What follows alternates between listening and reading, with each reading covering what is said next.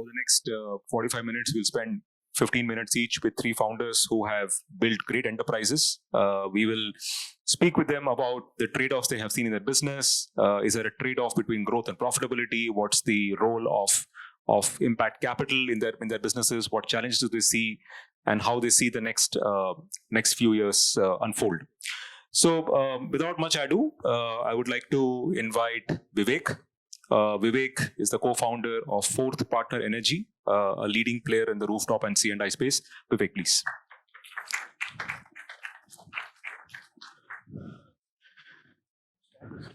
It is fine. Yeah.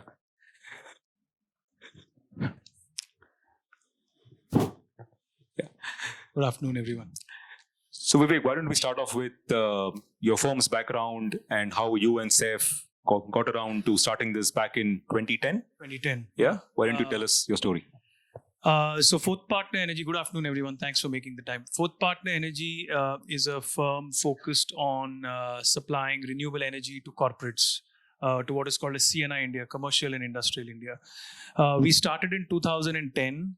And since then, we've been watching as 2 or 3 key trends have been materializing in the market. One is the price of renewable energy has been coming down through just better technology deployment and scale level deployment.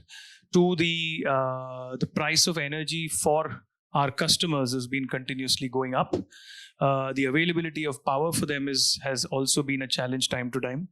3, and I think all of us are here because we genuinely see and believe in the notion of climate impact, which is still sometimes being challenged as a concept, which is strange because all you have to do is travel into India and see how we are bearing the brunt of that. And while governments all over the world are making commitments to getting towards more sustainable practices across their GDP. I think it is the corporates who are really taking the lead on that front and giving more what I would call nearer term, more defined goals for what needs to be done, and we help our customers, who are the corporates, meet these sustainability goals. We do so by supplying renewable energy to them on-site, off-site, through open access, through solar and wind, through in India and some of our neighboring international markets. We have the ability to bring other renewable energy technologies also on board, so long as they continue in the curve for migration towards more and more renewable energy. And finally, we've developed the capabilities in-house to do everything that is required to fulfill a contract of this form. Typically, a contract like this is signed for 25 years, where we supply this power to them, and therefore, we design our plants, we build them, we own them, we maintain them for the duration of 25 years and take the customers in that journey from today. The average sustainability goals that corporates aspire to achieve are at about 5 to 10% of their targets, and we are hoping to take them towards their 100% goals in the next 5 to 10 years. We are about 400 people. We are present across the country and some of our neighboring markets.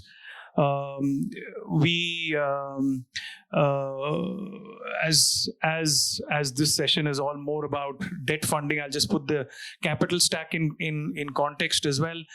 So for us, we are an extremely asset-heavy organization because we own assets.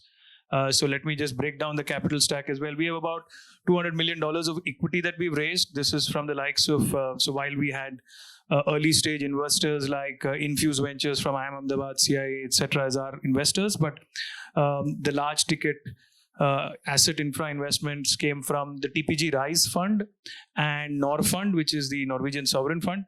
These two are now our significant investors where we operate in the equity side. On the other end is project finance. Project finance is classically 15-year plus 10-year. Sorry, I'm probably jumping the gun. No, I'm not asked a question, but I'm just moving ahead and giving the description, and I'll probably pause for questions. On the project finance side, we have all the Indian banks, State Bank of India, Tata Clean Tech, NBFCs, You have Irida. We have variety of some of the large DFIs like ADB, etc., who also committed to this cause, who have given classically project finance, which are 10-year or 15-year plus for the ownership of these assets. Somewhere in between these is two other financial products. One is more classically MES finance or construction finance. That's at the holdco. That's Fourth Partner Energy. We have partners like we have Vivriti, of course. There. Apart from that, we have CDC there, and so on. We also we have responsibilities, symbiotics, all of these, and Triados. We also have classical working capital in the form of LCs, BGs, etc. that we use. So that's our classic capital stack. And sometimes when we build out our entire story going forward, we look at our business to have two parts. There's an engineering side of the business, which is about designing, building, maintaining renewable energy plants, and then there is the entire financing side of the business that sits parallelly and make sure that the customers get what they need. I'll pause here, Vineet. Sorry, it's a long description to what Not at all. So Vivek, when we look at your business, you had one significant pivot sometime around 2017-18 when you pivoted from rooftop and moved significantly towards the CNI side, although rooftop has never stopped being part of the business.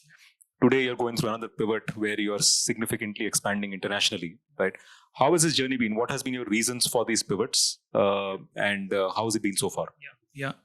No, so in the Indian energy power sector, there are 2 or 3 key drivers to where and what we can provide our customers. Our entire business is built around a series of today we have about 220 odd customers on the platform. To these customers, how can we be your sustainable energy partners? How can we take you in the journey from 5-10% renewable energy to say 100% renewable energy? First, we have to meet regulation. So state to state, India is like Europe in that regard. Policies across states are different. We need to understand the nuances of those policies that apply to the customer, their consumption pattern, and their needs. And therefore, most often than not, on-site solar, which is also called as rooftop solar, when you are within the premises of the customer, is an easy fit, plug and play, because it is a bilateral contract between yourself and the customer, and you can put up these units and consume power there. There are certain discoms which, of course, make that difficult as well, but mostly rooftop solar is an easy plug and play across all corporates. The other aspect is called as open access, where you can actually technically generate power at an off-site source and feed it to the grid and offset the customer for what he's consuming at his premises. This allows larger, chunkier volumes to be given to the customer. We started by off-site solar, then gone to off-site wind because they're fairly complementary, and be in a position where we can give hybrid solutions to our customers as well. The third part of this journey you referred to, Vineet, is basically again following the customer for what they need and saying, some of our customers, specifically Coke, Unilever, were also present across the geographies, and we could follow them there. And once we, of course, followed them to some of our neighboring markets, Sri Lanka, Bangladesh, Myanmar, we are in Indonesia, Vietnam. We saw that these markets are probably where India was about 5 to 7 years back. They have the same challenges that India do. In fact, almost across the board, all of them today are struggling with higher price of power that they are up against thanks to the war, etc. And all of them are committing to want to migrate towards more and more renewable energy without necessarily knowing where they are. And given our track record here, given our the work we've done in bringing together a financing ecosystem here, we are able to take this entire capability into these markets and fast track the growth in these markets. Some of these markets, their installed bases are really small. We as Fourth Partner Energy can go in. It's almost the size of our company and our installed base. We own at Fourth Partner Energy, by the end of this year, we'll have about 1 gigawatt of assets under that we own. And therefore, that's the kind of scale that we can take to these markets and say, guys, we know what we're doing. We can tell you from a policy front what's worked in India. We have lenders, some of our lenders who've lent to us in India, players like Responsibility, etc., have followed us and come to, for example, they are now signing up with us for Indonesia right now. And these are classic examples where we can make, because these markets do not have as much of a deep project finance or a debt market for renewable energy. And therefore, given the comfort that the lenders have with us at our corporate level here in India, they are happy to come with us to the neighboring markets and make that happen. So we looked at these neighboring markets as just another extension of what we do. It looked at us as we brought onto the table capabilities that we have from here, and therefore it gave us a competitive advantage compared to some of the local players there. So that's 2. 3, and this is this is classically something that entrepreneurs in the forum will also sort of identify with. I think when we look at in the India and the Indian power sector, all of us who've been in this space and sector will agree that typically it's a space where we go 3 steps ahead and 1 step back. So policy challenges always come about. And when we look at these international markets, they are an alternative, a diversification for me. So, if a certain state and its announcement takes us 1 step back, we can say, hey, I'll make up for the business plan for this year by being elsewhere. So it's a bit of that as well to go alongside.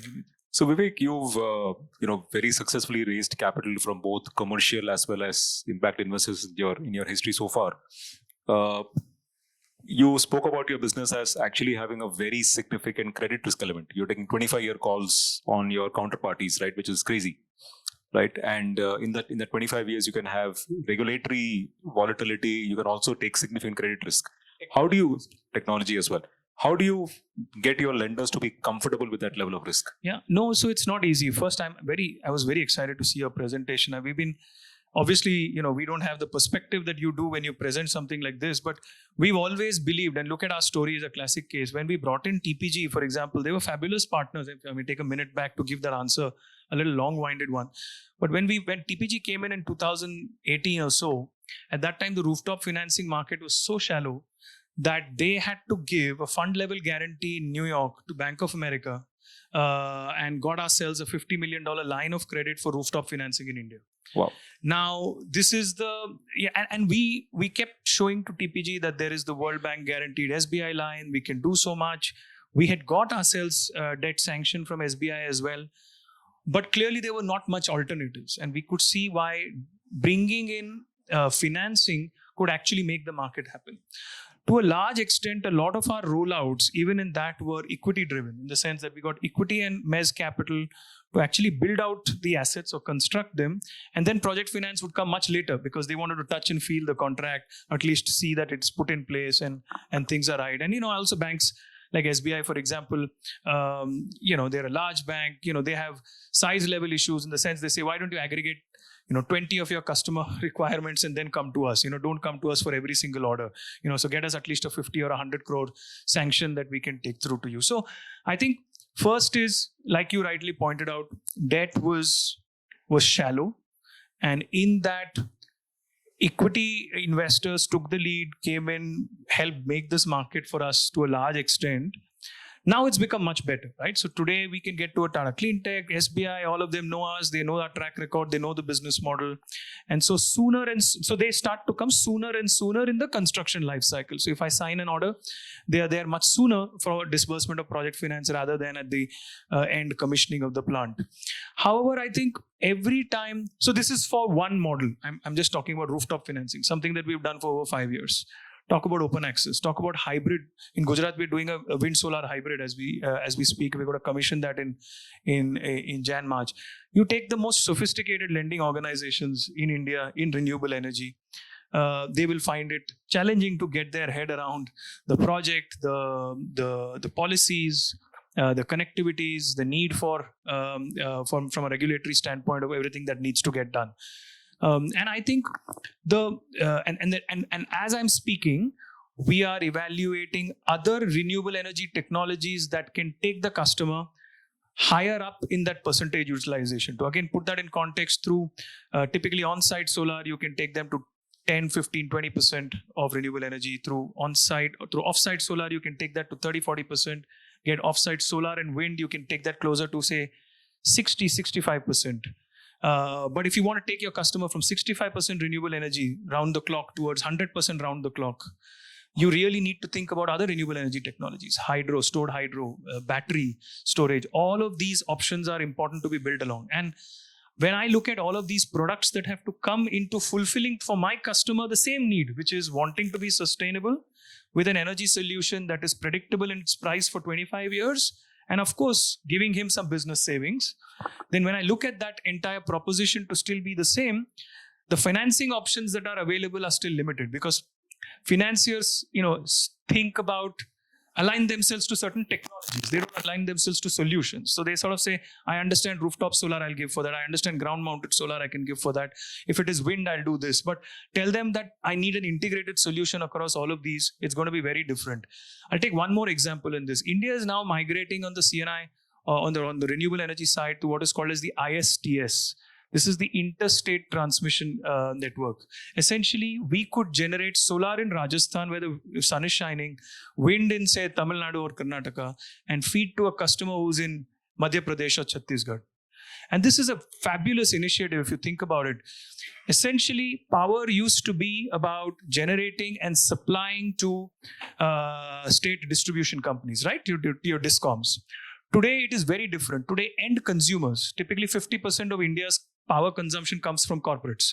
And today, end consumers, that's the corporates, are taking the buying decision themselves. They're saying, we will decide where we buy from. We will decide who we buy from. We will do so not just because renewable energy is cheaper. By the way, there's a huge business case for it. The biggest reason they do it is because it's cheaper than grid power. But they also have to do it because they want to be sustainable. I think it's a fact to say it's sustainable. So let me also define that. Some of our customers, specifically some of the largest IT giants you can imagine, are forced to go in for renewable energy because if they don't do so, they can't bid for certain RFPs in the US because the seats are not renewable energy powered. So now this has become an imperative. This is no longer a nice to have sustainability mandate talked about in the boardroom. This is an imperative. It needs to be done. And this concept of helping customers go sustainable, you need financiers with that mindset as well, who will help finance a service solution, not a product driven solution. And I think the debt market is still falling short on that front. There are also different kinds of products. We have a subsidiary that does only battery energy storage systems. They will have some requirements. Our international markets have a different need. So yes, we need an ecosystem of green financiers. There is a horse for a course, and every horse can run in our course, is the way we look at it. We have a fairly large course to make that run. And every kind of financier has a room to play to meet the corporate sustainability goals that are talked. And that's a call for all the impact debt guys in the room. Thanks, Vivek. Thank you. Yeah. Thanks for your time. More power to you guys, literally.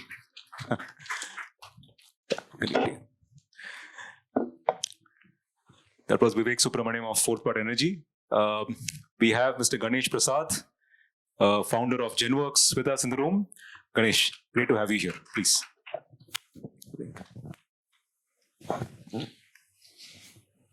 So good afternoon, and thanks for joining us for this interesting meeting. I think, Vivek, I could sense a lot as what we are seeing as a flow through of your experience, in healthcare as well. So I'm sure the discussion will be interesting. So yeah. So Ganesh, you guys have taken a mandate to really improve access, affordability, and you've gone well beyond urban India, right? Why don't you tell us about your story and how you started this in the first place? You came from a fantastic corporate career, decided to take the plunge. How's it been?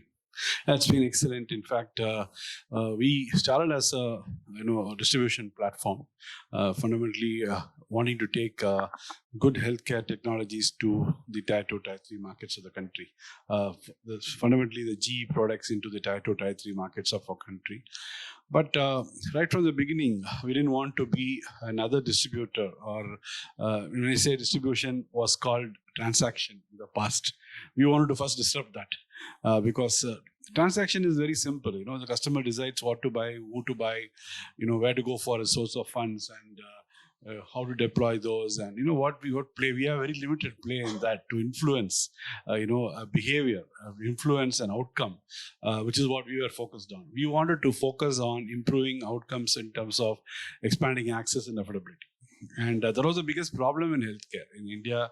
I'm sure all of us know.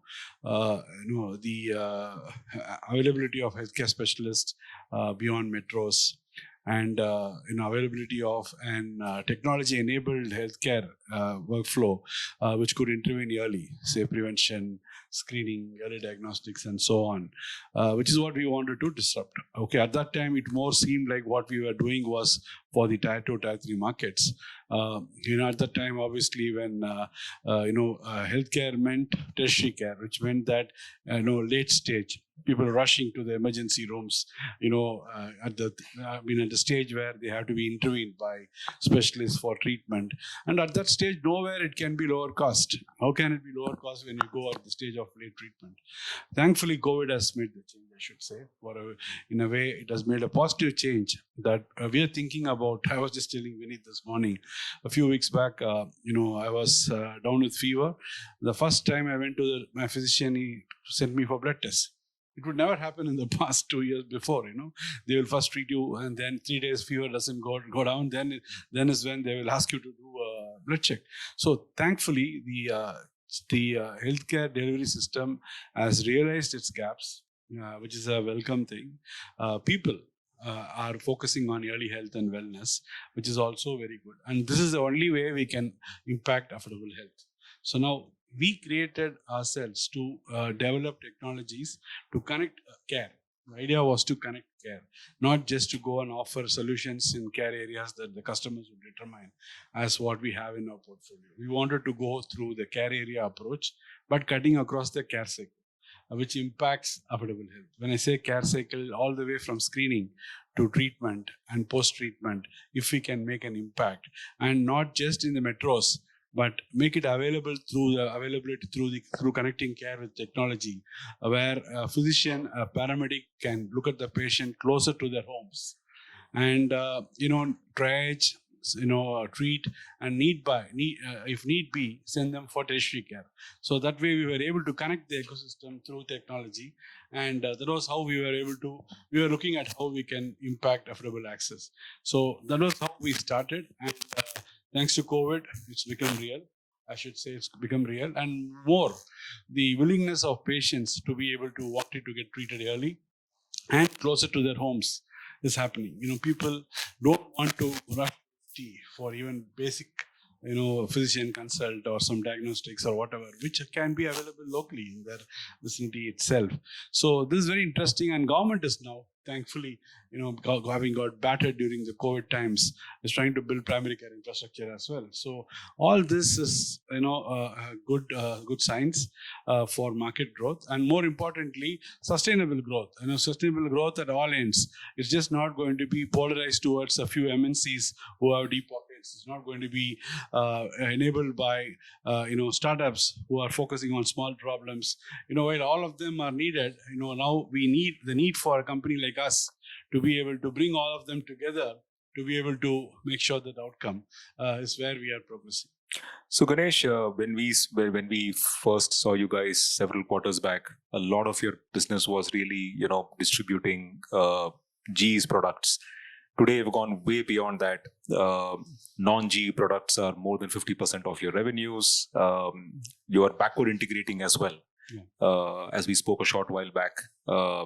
Can you tell the audience a little more about what your current scale is, how you're funded, and then we'll spend a little bit more time on your plans for the next couple of years? Yeah, so originally when we started with a very small capital, 3 crore capital, and which got used up even for the lawyers and paying the lawyers at the time of formation. Thankfully, we were supported by GE, who took care of our initial working capital needs through advance commissions and so on. In 2019, we got funded by Somerset. Even at that time, the reason, if we had to just continue with GE and GE products, we would not have needed money, because we were turning over, we were getting growth, and we were able to self-sustain our business. But at some point, we would have stopped being a transaction. We would have expanded transaction capability of GE beyond the metros. That's all. But that was not what we wanted to do. So right in the beginning, we started focusing on building portfolios for screening, diagnostics. We started putting money, in the tech space to be able to connect care. We know this ecosystem is possible. We know the delivery system. We have connections with customers. We have 40,000 customers that we transact, 15,000 who came from the GE times, and 25,000 we've added over the last 7-8 years. So what do we do differently to them? How can we go and bring in is it always that I go to a customer when he wants to buy something, or to push him something that I want to sell? Or am I going to go and tell him, this is a need, I can go, I can, set up collaboration for you within your healthcare ecosystem, and thereby can I bring in foot flow of patients to you? Can I come in and work with you to consolidate your needs and consolidate your procurement needs, and become your back-end supply chain integrator as well? No, this is a way we thought was where we can be much more involved with the customer, and thereby expand our share of revenue with them. And this was very interesting to the customers. And during COVID times and post-COVID times, this is ramping up significantly, because the patients are getting comforted with care locally, which means that the healthcare providers have cash in their hand, because last 2 years, they have had cash in hand, and they are investing it back to keep patients and to keep ahead and abreast of technology. So now, with all of this happening, we clearly see that the move from, yes, of course, GE is a large business. It will grow at a higher double digit. But, the growth areas, which are far more, are in vitro diagnostic space, or in the area of oncology, or in the area of nephrology. These are all areas. Respiratory care post-COVID is becoming a fast growth area. These are all not, adequately invested in the past. The past we were over investing in giving cardiac care and NCDs. Where we were over investing, and also in tertiary care. And even there, we can have a leverage by looking at early health models, early screening programs, and to be able to channelize the flow of patients more efficiently and for more productive basis, and of course a better impact on the better life-saving potential when we come in early. Now we have much more care areas. We already have 9 care areas that we have identified. We have been able to put the entire care cycle solution. And this is all a lot of work. Instantly you are saying you have to clone. You were telling me this morning jokingly that you have to clone yourself.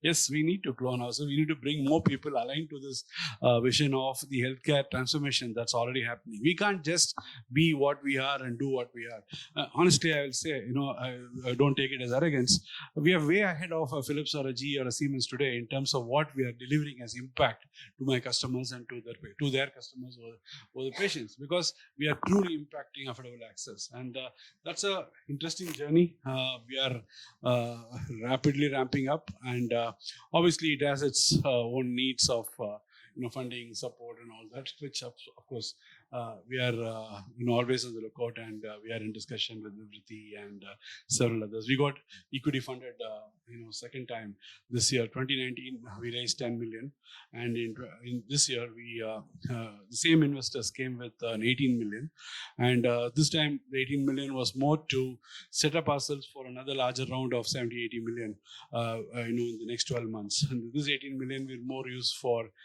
business acquisitions. We are trying to acquire in vitro diagnostics manufacturing, consumable manufacturing, a tech platform which can go home, all of this, and also, of course, build on that and fast track so that the next raise of 70-80 million is used to scale all of these businesses.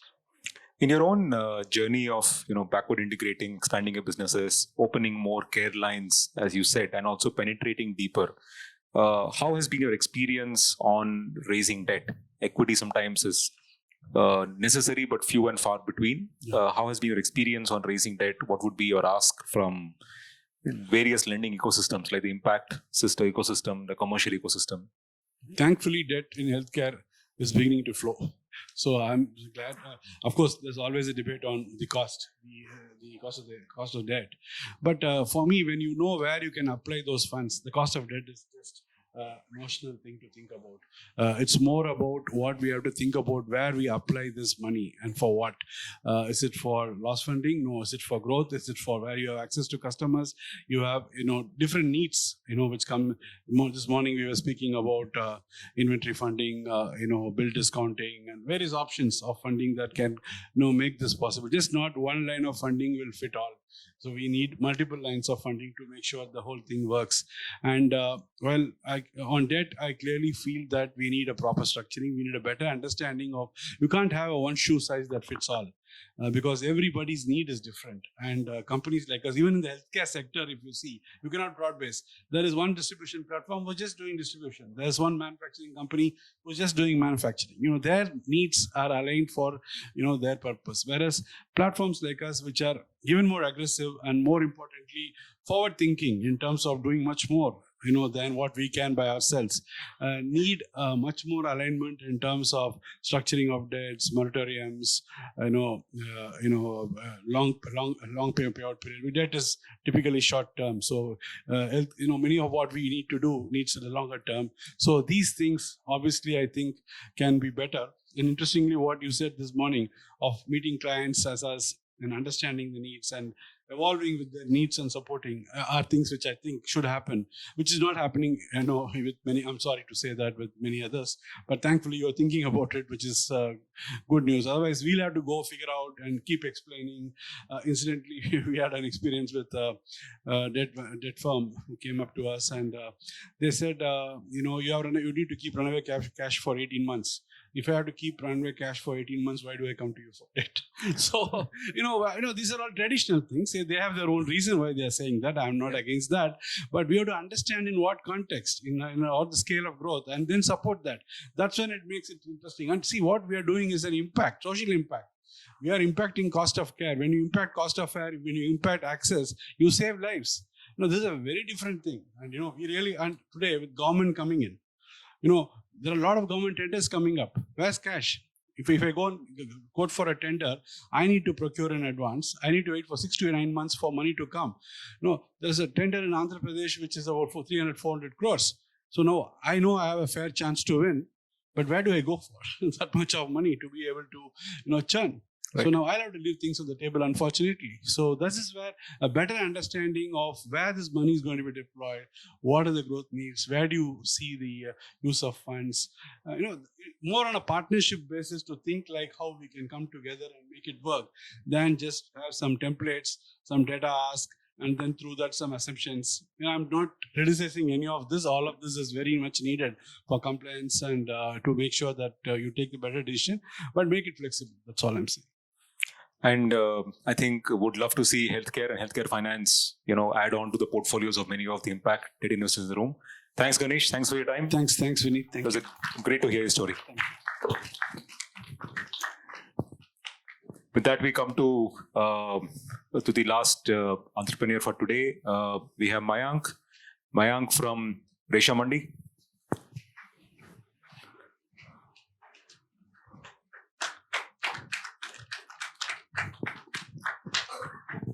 Mayank, great to have you here. Thank you. Thank you so much. Hey guys, hi. So Mayank runs a most innovative company that started off with the silk value chain and today has expanded far beyond. Mayank, what caused you to come into silk in the first place? Okay, how many of you know the exact price of Kanjivaram sari? People. No, but the exact price. What goes behind? How many of us are aware of it? The shirt that you're wearing, what should be the cost of it? How much do we know about this? That is the gap of textile and apparel industry. What we set out to solve for was the transparency in this ecosystem of textiles, define quality benchmark at each of the different nodes of the supply chain, and then give out the pricing based on that to the stakeholders. What it effectively does is if a farmer is producing cotton, raw cotton, he gets the price based on the quality that he's producing. The weaver gets the price based on the quality that he's producing. There is a P&L associated to each one of them. Hello? No, it's fine. I think we can hear you. There is a P&L associated to each one of them. The Indian mindset has been that all of these guys are marginalized. We always think of our farmers and weavers and SME sector as the bicharas of the world, but it's not true. They have a P&L. There is an input cost, there is output revenue. You look at their profitability, increase that, do a dip on that, you make an impact, it automatically makes the retention happen at your platform. It allows you to grow. It allows them to grow. That is what Reshamandi is. So tell us a little bit more about what size and scale you are at. What are your revenues? I believe that you're turning EBITDA positive this month, which is fantastic. Yes, right? thank you. We are. So we've always had the mindset of turning towards profitability very fast. We started around just after the first COVID lockdown. June of 2020 is when the company started. Our first year was around 20 crores in top line. Next year was 450 crores. This year, March, we closed at 450 crores. We are cruising towards a 2,000 crore number in the next March. We've already hit 700 crores in this year.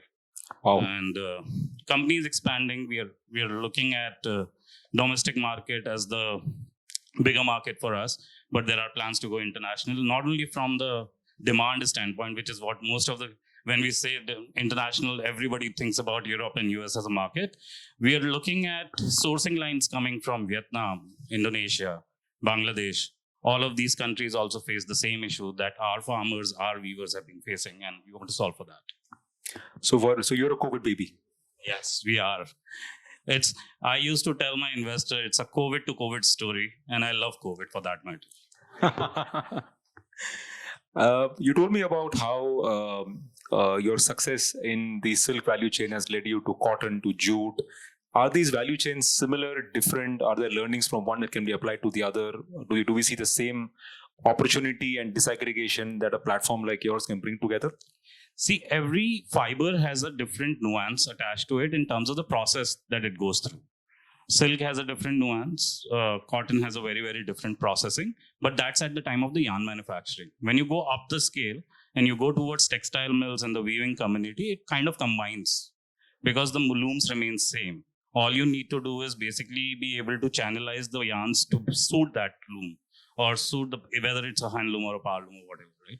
So effectively, that's where the change lies. And what we've been able to build is we have a AI/ML patent that we hold ourselves, where through a scan of a button, a scan of a crop, we can tell you exactly what the grade is and we can accordingly price it. And that can be applied to cotton, that can be applied to jute. We have already forayed into linen. We are looking at foraying into other natural fibers as well as we expand. And when you look at the end beneficiaries, as you backward integrate in each of these, right, they must look very different. So farmers for cotton versus, jute versus silk. See, diaspora is very, very different. So you're looking at Karnataka as your main hub when you're looking for silk, but Maharashtra as your main hub when you're looking for cotton, or go towards West Bengal for jute.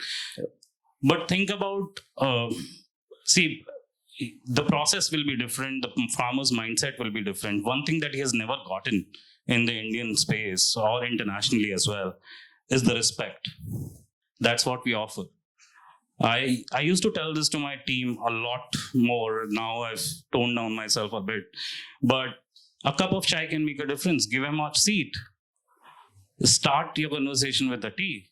It changes his mindset, because he used to go to a Baramati mandi and nobody used to basically take care of him. He used to sleep behind a bench in an inhuman condition. Now you're offering him a chair and a tea. It just changes his perspective. He starts to see himself as a businessman. That's the impact that you need to make. First, I need to be equal to you to be able to talk to you equally. Absolutely. And I think dignity of labor has always been a big ask in India. Yes.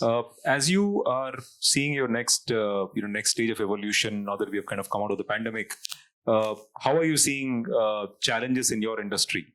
Right, Vivek spoke about, for example, significant regulatory issues that keep plaguing his industry.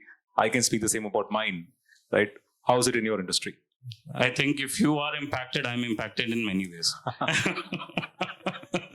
But on the other hand, the textile as a sector has been, from the policy standpoint, Indian government has been doing most of the things right. They're okay with technology coming in. They're okay supporting the new technologies. I'm actually going from here to meet the minister himself. Idea has always been that, the public-private partnership can't work if the private is not ready to open their book of accounts to the public. Most of the time, that's the apprehension with all of us. We are a private listed entity. Why should I tell government, how much am I making? How many stakeholders am I transacting with? And that becomes a challenge for the government because they don't know what you're doing. And because they don't know what you're doing, they can't support you. So when we work with Central Silk Board and every month we kind of reciprocate on data. They give us data, I give them data. Today, when they publish Ministry of Textiles annual report, Reshamandi's numbers are reported by the government. That changes things and that allows you to be part of the policy making. And that has been our genesis since the start. I mean, we started the company by taking help from Central Silk Board and moving forward from there. Makes sense. You are a Series A funded entity heading very quickly towards a Series B as well. How have you seen the role of debt in the business so far? What are your needs from the debt holders in the room? I think you just have to press it for 2 seconds. Yeah.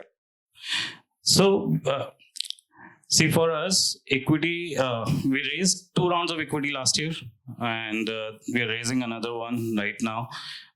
But debt has been our, so to say, the go-to.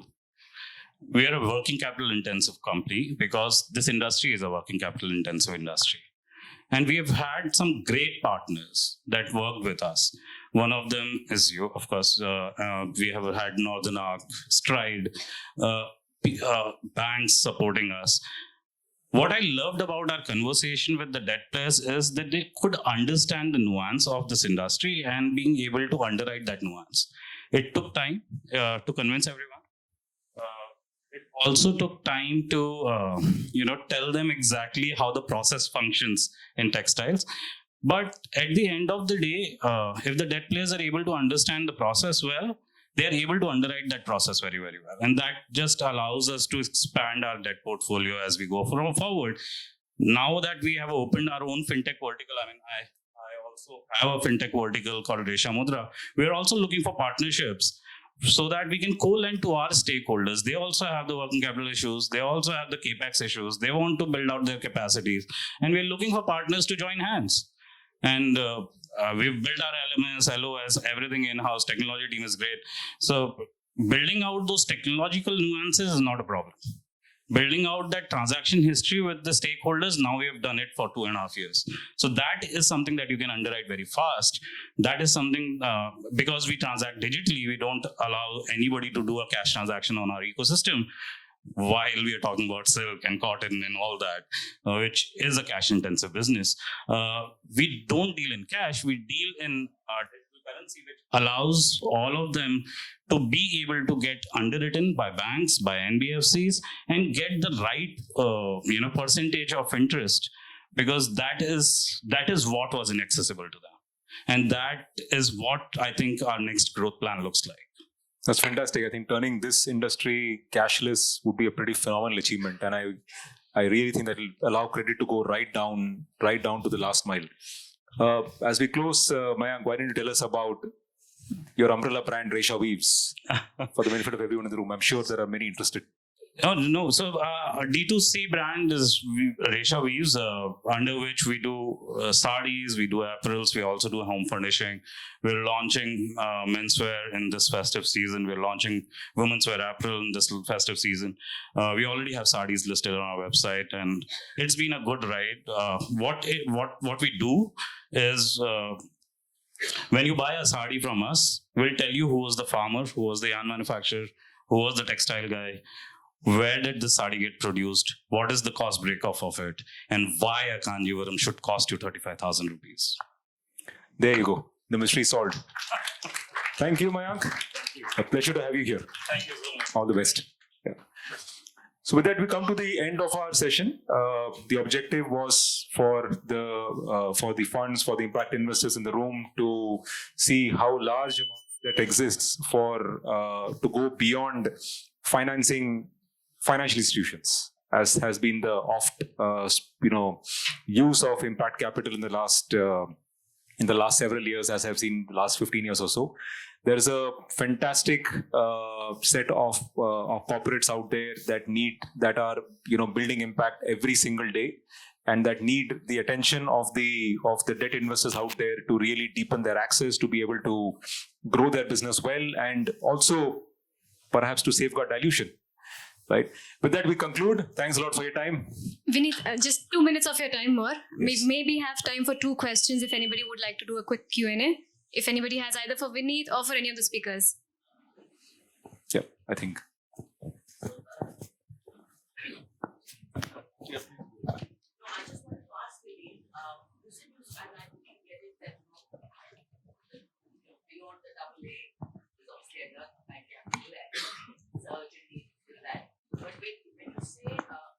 Start at $10 million, which is what? About 25 crores Of revenue. Yeah. I'm just wondering, when I'm looking at equity impact investing, I'm saying they're really coming in as the catalytic capital where nobody else is there. Does debt come in much later, or is there debt at, I just wanted to understand from these 4 gentlemen who spoke, is there debt at the early stages also? Because yours is once the client has been, in some senses, already has a business running, right? So how does debt play a role at the early stages? That's a great question. And I think our market is broadly divided into 2 segments. One is traditional enterprises that have been around for 5, 10, for more than, I would say, 30, 40 years, right? My favorite example is that we recently funded a company in Chennai, which has been around for 40 years and has one lender, which is Indian Overseas Bank, right? It's amazing. It's crazy. Right. But now the next generation, which is a family of 3 brothers, would like to take the company to the next level, and therefore they would like to now take debt. They have built enough retained earnings and net worth into the company for 40 years. Right. That's one category. The other category is the category that is represented by the 3 speakers you met. First generation entrepreneurs looking to make a difference, extremely ambitious, and therefore are kind of building their businesses with equity and debt in tandem. Right. And more often than not, personal resources are not sufficient to kind of take care of the initial equity infusion, and you end up, you do depend on venture capital and angel funding to see you through the initial piece. Right. You're right that debt doesn't start very early. Venture debt does start now earlier than what commercial debt could start. So now I think it's getting better for startups as well. But yes, it usually there is a stage up to which equity has to kind of pave the way for debt necessarily to follow, right? However, I think what's important to note is that in the history of a well-functioning enterprise, the quantum of debt required is possibly 4 to 5 times the amount of equity in absolute terms, right? But from the perspective of providers of debt in this space, it is far, far, far lesser, probably half of what we see. We see actually a fairly well-functioning equity market. The VC industry has been around for a very long time, right? The venture debt industry and the performing credit space in this market is less than 5 years old. Yeah, so somewhat related. So you showed that in BBB cases, the risk-reward ratio is the highest one. Yeah. Now, that's true even in case of mutual funds, small companies, in case of penny stock and all those kinds of things. But this has been the traditional problem, right? Because of the quality of asset they have, quality of revenue they have. Lenders are very perceptual about whether they will be able to repay, what is my risk and other things. Sure. But then how do you see that change is happening? More confidence building from their side, good credit rating or improving credit rating. That is one part of it. And the second part, on the corporate bond market that you have shown, do you feel that the corporates are not confident enough to float bond in Indian market? Because we have seen masala bonds and overseas bonds, few companies are going, but not that too much in the Indian market. Yeah, let me answer your first question, then I'll come to the second. One of the reasons why we are here is because we see a role for impact debt. If I go back to say 2010, right? Even with priority sector guidelines in place, we were not seeing lenders flock and lend to NBFCs below AA, right? Today, things have changed radically. I remember having my first impact debt conversation with FMO and DWM back in 2010. Today, commercial lenders have significantly replaced impact capital on financial institutions, right? Today, I think the space that we are occupying, not space we discussed today, which is the corporate space, the impact corporate space, is where FI was 10, 15 years back, where impact debt has a significant role to play to build more depth, to build a more cohesive bond market on the BBB single A side before commercial lenders follow, right? The risk reward is definitely compelling. There's no question. And it needs players to come in and demonstrate credit history, discover these companies before larger pools of capital can come in and take over. Yeah. To answer your second question, yes, you're right. We have seen masala bond issuances, but I think those issuances have been very, very few and far between, right? Maybe HDFC, Manappuram, Muthoot. We saw a spate of them happening during the pandemic, and that was because masala bonds could give you, say, $200 million of liquidity, whereas in the Indian market, you were struggling to raise money during those times. But has it really gone below the AA category?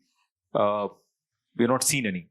In the Indian market, it's interesting actually. I spoke about the fact that below AA bond markets are currently 4 or 5%. Pre-COVID, it had actually become 13%. It's actually come down ever since 2020, which is a shame because I think between 2013 to 2018, we saw an expansion of this space. Two things happened. One, the largest mutual fund looking at the credit market, which is Franklin Templeton, collapsed. And the second is COVID. And as a result, 13% has come down to 4% now. Thank you.